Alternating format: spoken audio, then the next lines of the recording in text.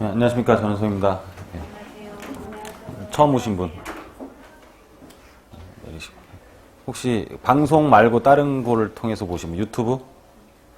유튜브 몇 명? 손 다 들어보세요. 방송은 안 보셨어요, 다? 유튜브만 보신 거예요? 유튜브? 유튜브 보는 분들이 막 이렇게 요청이 많으세요. 근데 저는 유튜브에 올리려고 강의하는 게 아니라 그냥 내 강의를 기록하는 거거든요, 유튜브에. 근데 요청을 하시더라고요.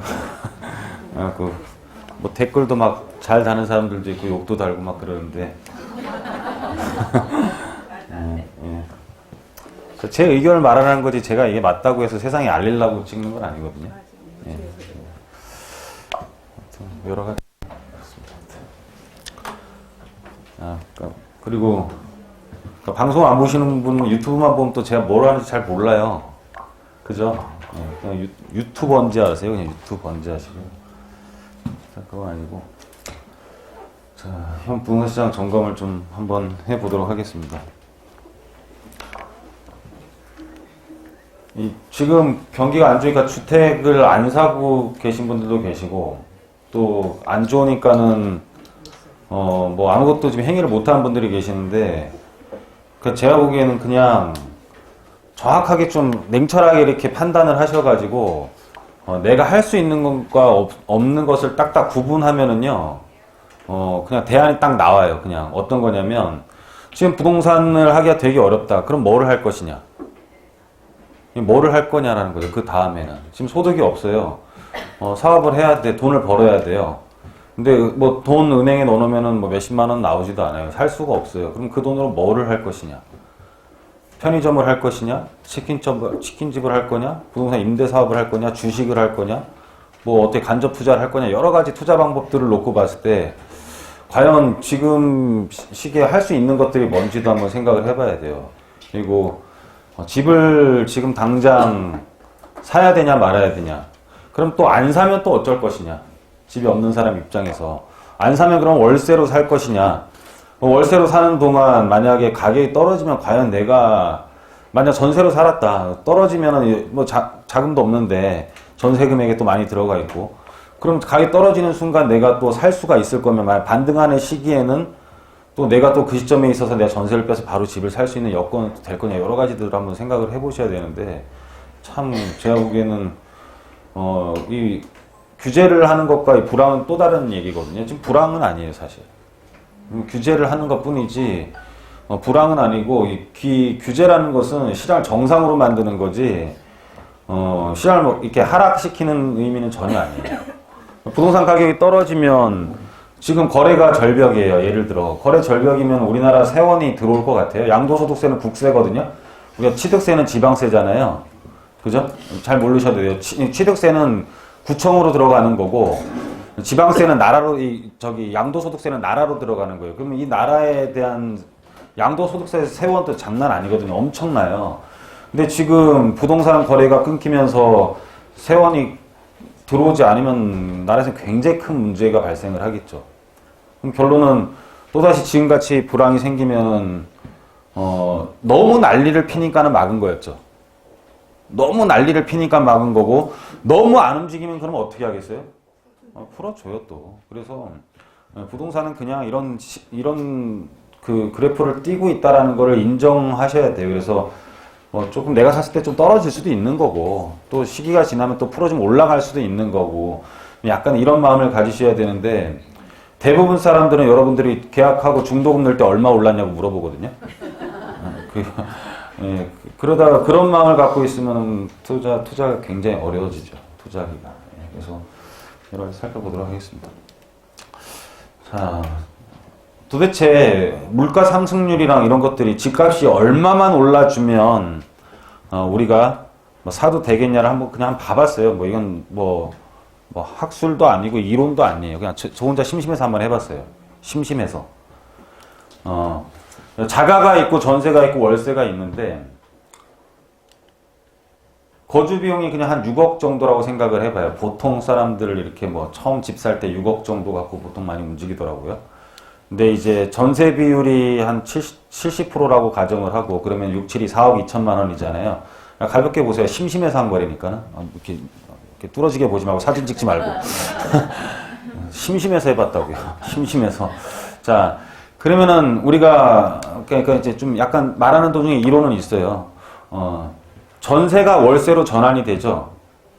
전세가 월세로 전환이 되는 거잖아요. 그래서 우리가 주택을 투자를 할 때도 수익률을 보는 사람은 전세 비율이 높아야 돼요. 매매 가격이 이렇게 있으면은 여기에 전세 비중이 얼마냐. 만약에 전세 비중이 60%다. 전세 비중이 60%인 지역이 있고 전세 비율이 80%인 비율이 있잖아요. 이게 전환되는 율은 똑같아. 옛날에는 우리가 1,000만 원이 10만 원으로 전환됐었죠. 예전에는. 근데 지금은 한 5% 정도에 전환이 된단 말이에요. 한 5% 정도. 그러면 이게 이제 0.5로 전환이 되면 이건 3%가 되는 거겠죠. 6533%가 되겠죠. 매매가 대비 내 수익률은 3%가 되는 거잖아요.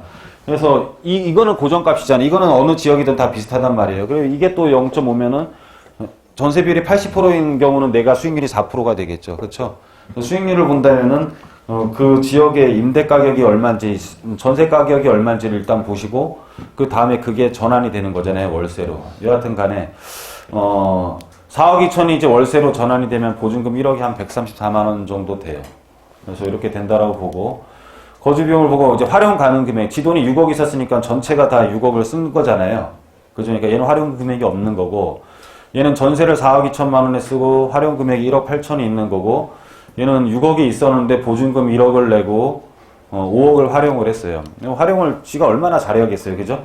활용 2년씩 했다 치고 활용 수익률을 4년이라고 보자고요. 우리가 세입자 기간이 보통 2년 정도 되니까. 예? 무슨 말인지 이해 가세요? 4%면 활용 잘한 거예요. 만약에 지금 4% 은행 적금 모집하면 조 단위로 모여요. 그렇지 않겠어요? 우리 사무실 바로 앞에 여기 수협이 있는데 수협에서 정기예금 지금 모집하는 게 3%가 안 돼요. 예? 4%면은 몇십조 단위로 아마 몰릴 거란 말이에요. 그러니까 4%로 활용을 잘했다라고 가정을 하는 거예요. 그러면은 2년 수익금이 4%를 활용을 하면은 얘는 활용한 금액이 없으니까 제로. 그죠? 1억 8천을 4%로 활용하면은 1,440만 원. 그리고 이게 뭐야? 좀 잘못됐네요. 이게 뭐야? 4천만 원이에요. 4억이 아니라 4천만 원. 그래서 물가 상승률 2년을 감안하면은 2%로 감안을 하면은 1년에 2% 감안하면은 6억짜리가 1,200 오르는 거죠. 6, 22 1,200만 원. 그러면 뭐 복리로 따지지 말고 그냥 단순하게 따졌을 때 2,400만 원 오른 거고 얘네들은 집이 안 오른 거잖아요. 무슨 말인지 가시죠? 그래서 그리고 비용이 2년 동안 재산세가 들고 얘네들은 이제 보유하는 데는 보유세는 안 들 거 아니에요. 그래서 이렇게 보시고 2년간 월 지급액이 얘만 지급을 했죠. 그래서 134만 원씩 2년 지불한 게 3,168만 원이에요. 그래서 수익금액에서 비용, 수익금액이 2년 동안에 수익금액에서 비용을 빼면은 얘는 물가 상승률 부분을 수익이라고 보고 거기서 재산세 낸 거를 빼면은 2,172만 원이 남아요. 2,172만 원이 남고 얘는 월세를 안 냈으니까 2년 동안 수익이 1,440만 원이 되고 얘는 4천만 원에서 3,168만 원을 빼면은 이제 832만 원이 남아요. 근데 결론은 뭐냐면 자기 돈이 6억 있었을 때 집을 산 사람이 결론은 수익이 제일 많이 남는 구조를 갖고 있는 거예요. 그래서 월세 주거 비용이 어쨌든 제일 높게 돼 있어요. 월세 주거 비용이. 왜냐하면 임대인은 월세로 전환시키는 것을 은행 금리보다 무조건 높게 책정을 하죠. 왜냐하면 자기는 은행의 자산보다 더 위험한 자산을 수익으로 돌리고 있는 거 아니에요. 은행에 넣어서 우리가 돈을 받는 게 가장 무위험 수익률이잖아요. 예? 그럼 자기는 더 위험한 걸 빌려준 거니까 자기 스스로의 재산에 놓고 봤을 때 그럼 자기는 더 많은 수익을 발해야 되는 거죠. 그래서 당연히 더 은행보다 높게 월세가 책정되니까 세입자 입장에서는 훨씬 더 주거 비용이 많이 들어가는 거죠. 무슨 말인지 이해가세요? 네. 따져보니까 물가 상승률이 1.2%만 되면 매입이 유리하다라는 거예요. 물가 상승률이 1.2%만 되면. 근데 1.2% 되면 우리나라 망해요. 우리나라 경제 안 돌아가요. 아예 안 돌아가요. 물가 상승률 낮으면 굉장히 문제가 돼요. 물가 상승률 낮으면 사람들이 경제 활동을 안 한다라는 거의 뜻이거든요. 가격이 좀 올라가야 사람들은 매입을 하겠죠. 물가 상승률이 없으면 굉장히 문제가 됩니다, 사실. 그래서 2% 미만이다, 큰일 났다, 막 뉴스 나오는 게 그런 거예요. 물가 상승률은 대부분 한 3%는 유지를 해줘야 돼요, 나라 돌아가려면. 그래서 제가 보기에는 집을 사도 돼요, 그냥. 그죠? 저는 가장 위대한 사람이, 자녀를 3명 두고 15년 동안 무주택자로 청약순위 1순위 만든 사람이 있죠. 예, 한 70점 넘는 사람들. 예? 저는 아주 대단한 사람이라고 봐요. 어떻게 그 사회의 모든 걸 다 견디면서 자기가 무주택자로 15년 동안 1순위를 만들어서 그걸 자랑이라고 또 하고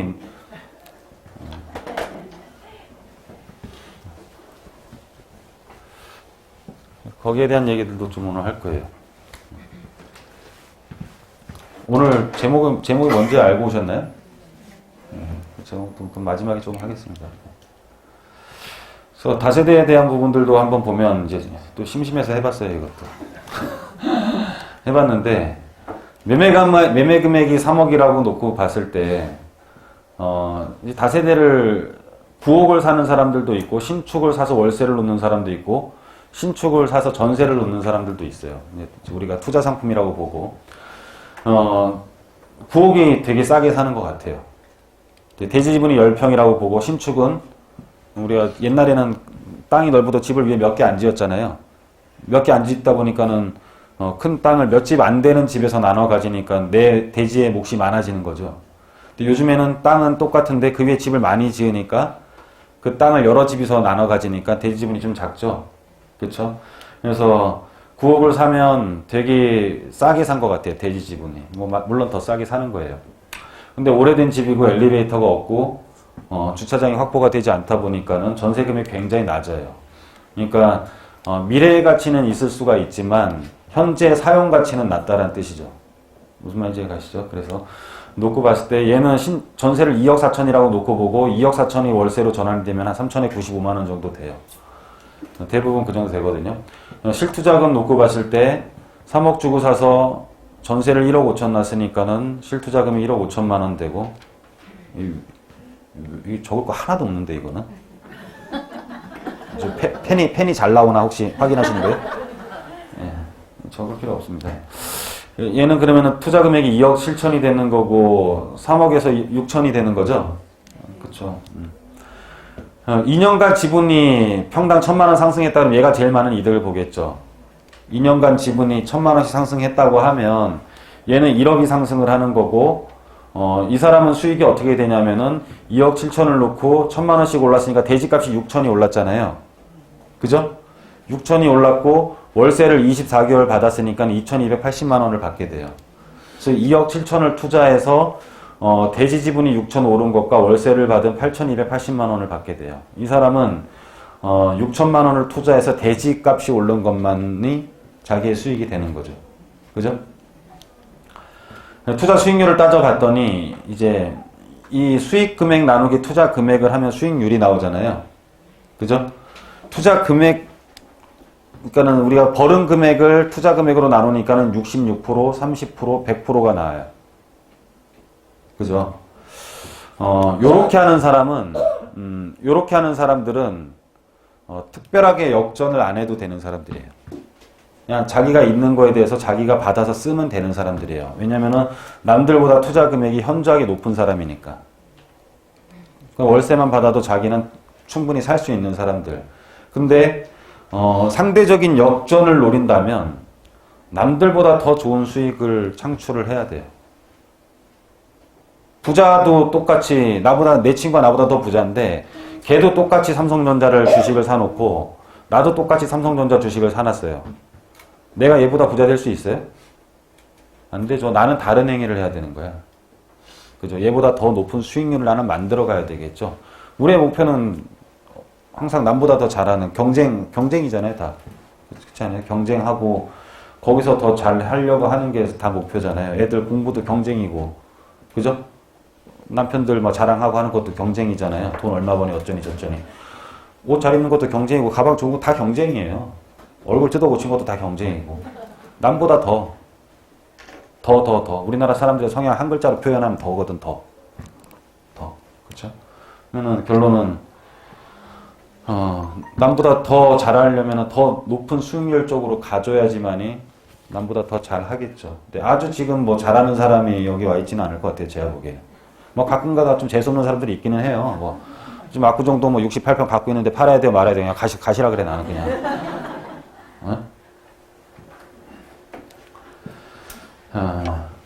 갭 차이 커짐으로 기존 주택 시장 침체. 갭. 네, 굉장히 잘못된 얘기죠. 그쵸? 할머니들도 갭이란 단어를 아니까 지금. 할머니들도 갭 하고 있어요. 네? 대학생들도 갭 투자, 지네들끼리 모아서 하고. 작년 한 해 가장 많이 우리나라 사람들이 쓴 단어 중에 하나가 갭인 것 같아요. 제가 보기에. 예. 이 갭이라는 단어가 들어오면서 이제 일반 주택 시장의 수요자가 두 종류가 늘어난 거죠. 한 종류가 더 늘어난 거죠.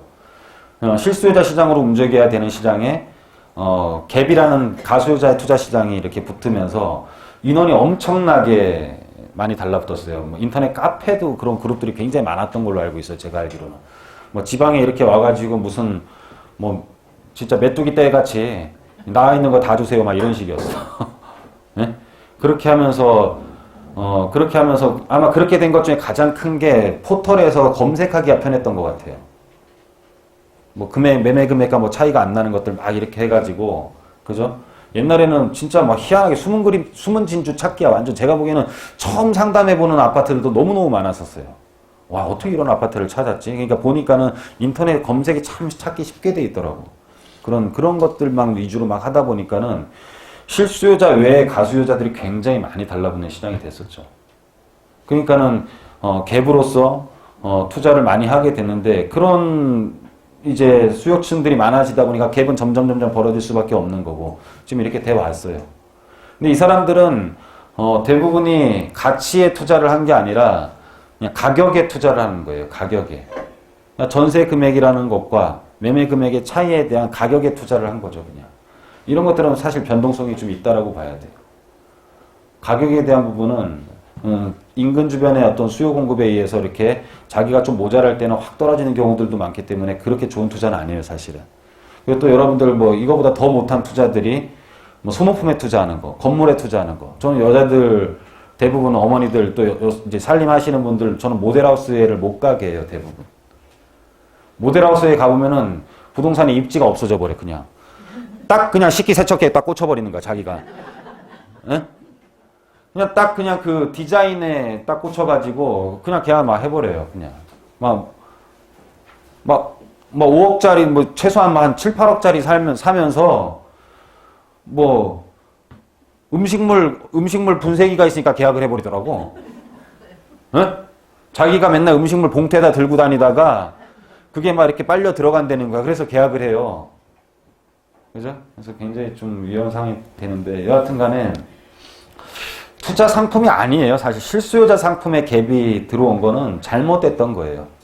잘못됐던 거. 그래서 투자는 투자가 있고 실수요는 실수요가 있고, 우리가 수익률 시장 다 별도로 다 존재하거든요. 그래서, 이제 좀 정상화가 될 조짐이 보여요. 정상화될 조짐이 보이면 앞으로는 정말로 가치 투자에 집중을 하셔야 돼요. 미래 가치가 있는 것, 뭐 변동성 있는 거에 투자를 하면은 굉장히 불안해져요. 던져놓을 수 있는 거. 부동산은 멀리서 바라보는 거거든요. 부동산은 주식처럼 맨날 이렇게 보고 막 우리 또 뭐 비트코인 하신 분들이 또 계시겠지만 이렇게 맨날 핸드폰 보고 있는 게 아니에요. 부동산은. 그냥 부동산은 던져놓고 하다 보면 입지가 좋은 데 있어서는 성공을 하게 돼 있는 거예요.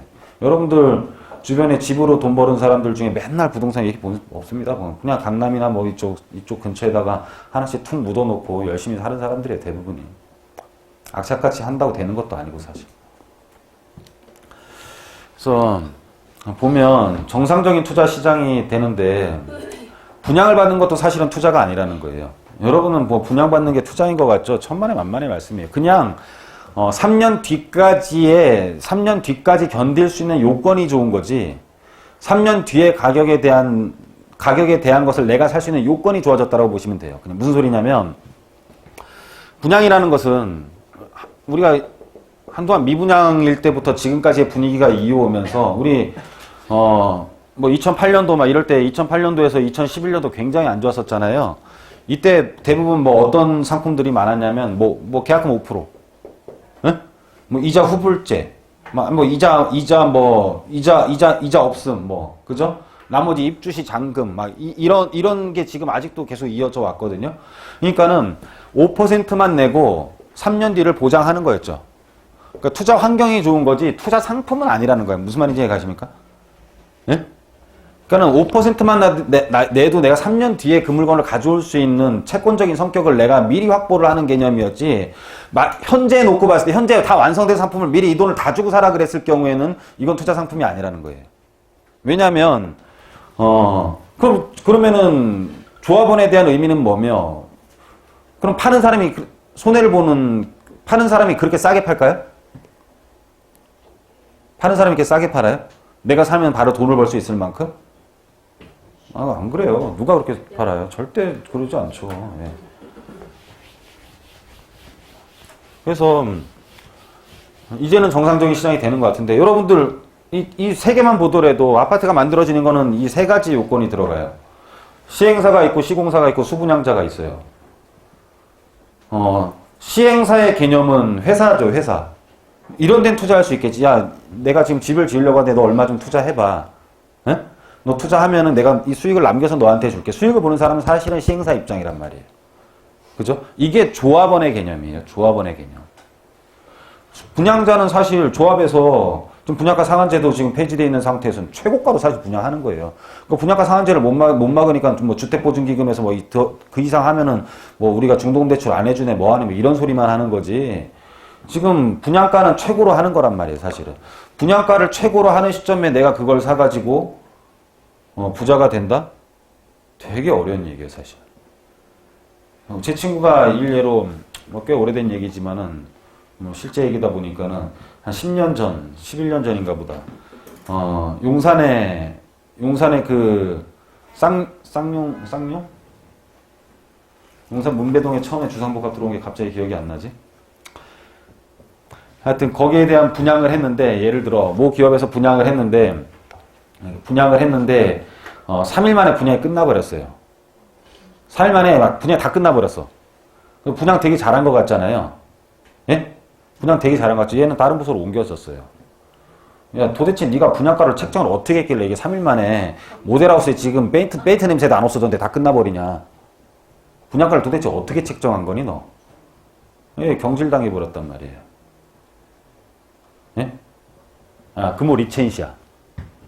용산의 금호 리첸시아 분양할 때. 걔가 걔 그 분양 담당자였거든. 분양가 책정하고. 주택개발 사업팀에. 3일 만에 분양이 끝나보니까 경질당한단 말이에요. 무슨 소리냐면 여러분들한테 이렇게 싸게 안 간다라는 뜻이에요. 근데 굉장히 잘못된 생각들을 갖고 있죠. 내가 통장호를 써먹으면 이게 나한테 엄청나게 싸게 오는 줄 알고 막 자녀는 3명씩 나가지고 막 무주택자로 15년 한 다음에 막 그죠? 그래서 뭐 어느 쪽에 투자를 해야 되냐면은 결론은 공급자 입장에 서야지만이 부자가 될 수 있는 거예요. 공급자 입장에 선다라는 것은 결론은 조합원에 대한 의미이겠죠. 부자들이 뭐 미쳤다고 재건축 조합원 사고 한남 뉴타운 사겠어요? 그죠? 거기에 대한 부분들을 미리 확보를 하는 거고 한남 뉴타운 위치 굉장히 좋은데 일반 사람들 분양받기 굉장히 어렵습니다. 한남 3구역은 요번에 면적 축소됐거든요. 그러면 아마 거의 일반 분양 안 나올 수도 있어요. 거의. 그거 어떻게 들어가요? 들어갈 방법이 없지. 그렇잖아요. 요번에 뭐 DH자이 같은 경우는 굉장히 특수한 경우고 그건 그건 조합 개념이 아니잖아요. 땅 전체 소유자가 하나고 그 사람이 전체를 지어서 분양하는 개념이잖아요. 그러니까 택지 개발과 거의 똑같은 개념이에요. 서울에 도심 재개발하는 곳에서는 우리가 일반 분양 몇 개나 나와요? 거의 안 나오지. 뭐 요번에 뭐 70몇 대 1 했던 데들 뭐 어디에요? 당산동 아이파크인가요? 이런 데들 뭐 일반 분양 몇 개 돼요? 몇 개 없어요. 내가 당첨돼 굉장히 어렵죠. 경기가 나빠도 막 그래요.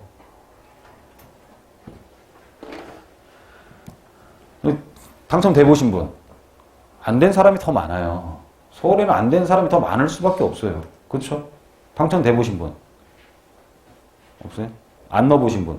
한 번도 안 넣어보신 분? 돈이 없어갖고 넣지도 못해요. 당첨될까봐.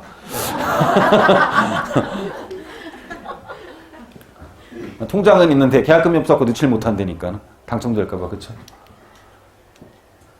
그래서 시장은 실수요 시장이 있고 수익형 시장이 있고 차익형 시장이 있고 여기에 대해서 한번 쭉 설명드릴게요. 세 가지로 나눠가지고 물 한 잔만 먹고 하겠습니다. 떨어지면 집 살 수 있을까요? 떨어지면 사겠어요? 떨어지고 있어요. 사겠어요? 그러면 이제 살짝 오르기 시작하면 살고 싶잖아요. 예?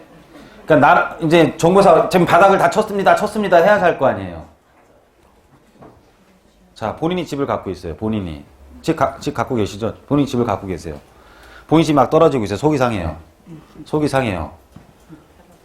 근데 이제 나라에서 바닥이래요.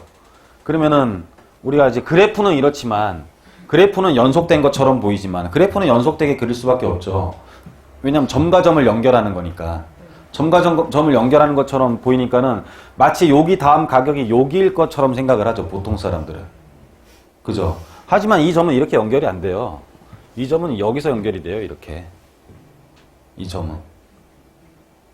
바꿔 생각해 보면 내가 집을 갖고 있는데 떨어지고 속상하고 있어요. 속상하고 있는데 이제는 좋아지겠대요. 그러면 요게 팔까요? 내가? 갖고 있는 입장에서 요게 파시겠어요? 그러니까 어제가 최악이었고 오늘이 바닥이래. 그러니까 오늘이 바닥이야. 어제가 이제 그러면 어제 가격으로 팔아야 되는 거 아니에요? 오늘이 바닥이면 이 그래프가 하루하루에 점이 연속됐다라고 가정을 했을 때 하루하루에 점이 연속되고 또 하루하루 그 다음날에 점이 연속된다고 가정했을 때 나는 그러면 오늘 하루가 지난 가격 이런 가격이 있냐? 이런 가격이에요? 아니죠? 그냥 다음 전고점이에요. 그냥 전고점. 그래서 돈을 벌 생각이 있으신 분은 그냥 대략 한 요쯤에서 사셔야 되는 게 맞다고 봐요. 대략. 그래서 제가 4월 1일 되면은 이제 주택이 되게 많이 매물이 안 나올 거니까 3월 말 기준으로 해가지고 잔금 칠 수 있는 분들 전고점 대비 10%만 싸면 들어가라 그랬었어요. 들어가라. 네, 그래서 원래 들어가라 이런 말도 쓰면 안 돼요. 그죠? 매입해라. 여러분들 맨날 질문하는 게 들어가도 돼요? 뭐 잡아도 돼요? 막 이러던데. 그죠?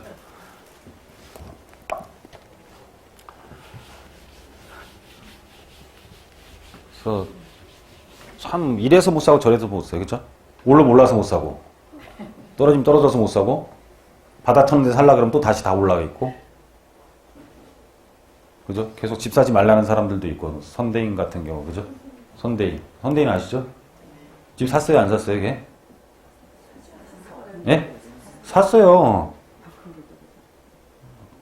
맨날 전세값 올려달라니까 사버리더라고. 그러니까는 사놓고서 이제 하는 말이 과도한 대출을 받지 말고 살아야지 그렇게 말하고 다니더라고요. 보면 실수요자 시장에서는 이제 우리가 갭 투자가 없어지면서 가수요가 줄어들어요. 가수요가 줄어들고 보유세 인상으로 시장 변화는 일어날 걸로 판단이 돼요.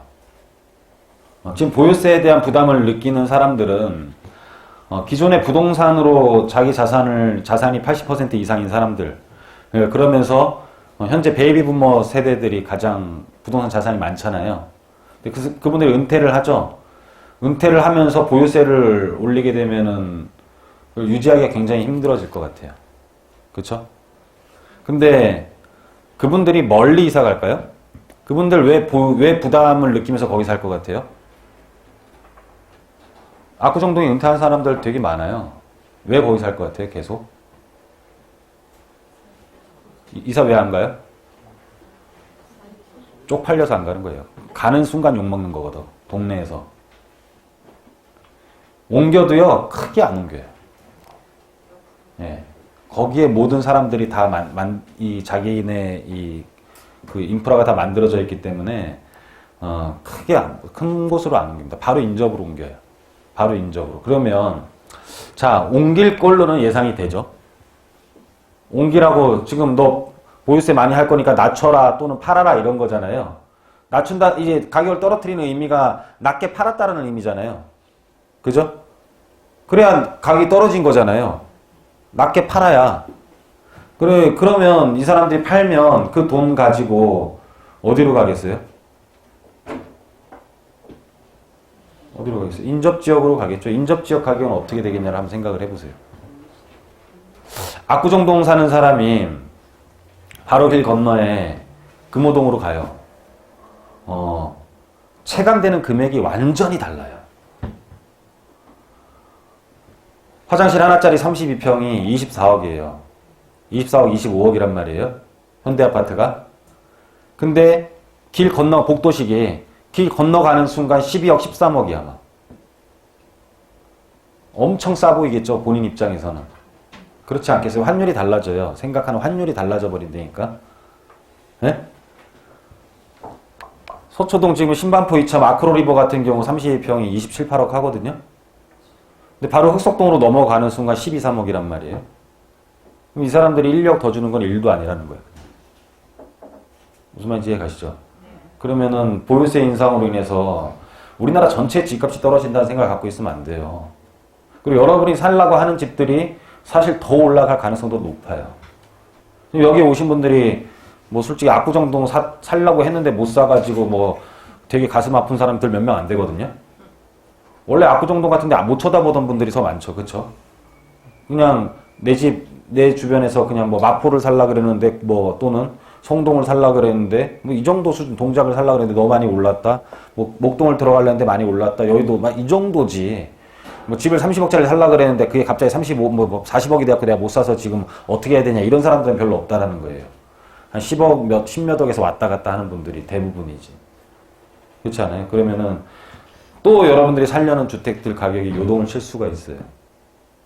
결론은 어떻게 되냐면은 가장 비쌌던 집들이 점점 가격이 낮추면서 밑에 층 집들이 가격이 두꺼워질 가능성이 높다라는 거죠. 계속 내려가는 거니까. 위에 돈들이 밑으로 내려가는 거니까. 그러면은 그거는 맨 위에 것들이 내려갔다면 맨 밑에 것도 올라갈 수 있다라는 거예요. 그래서 소형주택의 가격들이 앞으로 굉장히 가격 상승할 걸로 판단이 돼요. 여태까지 그래 왔어요. 다.